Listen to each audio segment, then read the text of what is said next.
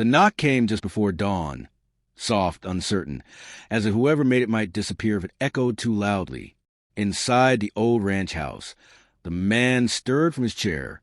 The fire had burned low, leaving the room washed in blue shadows. He opened the door slowly, expecting no one.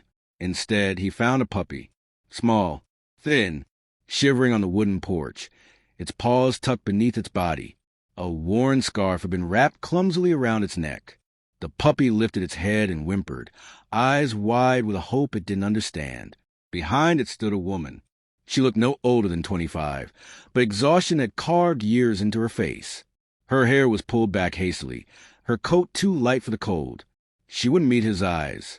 "I'm sorry," she whispered. Her voice shook. "I can't keep him."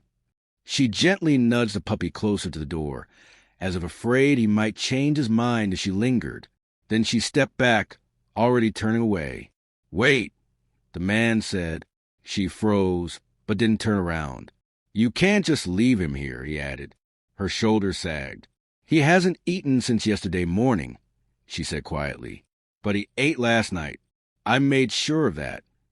The man looked down at the puppy, who had begun licking his fingers as if they were old friends. When he looked up again, the woman hadn't gone far. She stood by the fence, hugging herself, eyes locked on the doorway. "Why are you still here?" he asked. She swallowed hard. "I just needed to know he'd be safe." The wind cut through the silence.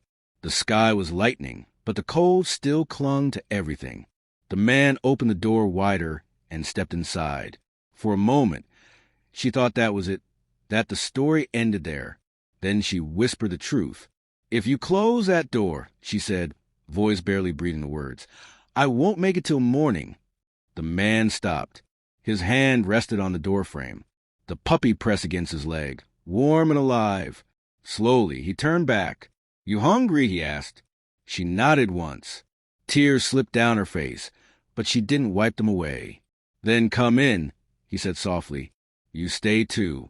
Inside, she sat on the floor at first, afraid to touch anything.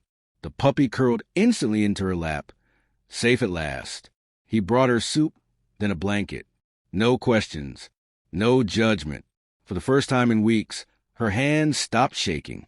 Morning came quietly. Sunlight spilled across the kitchen. She woke on the couch, the puppy asleep on her chest. She waited to be told to leave. Instead, there was coffee on the table and a second bowl of food on the floor. "You can help around here," the man said, "if you want." She stepped outside,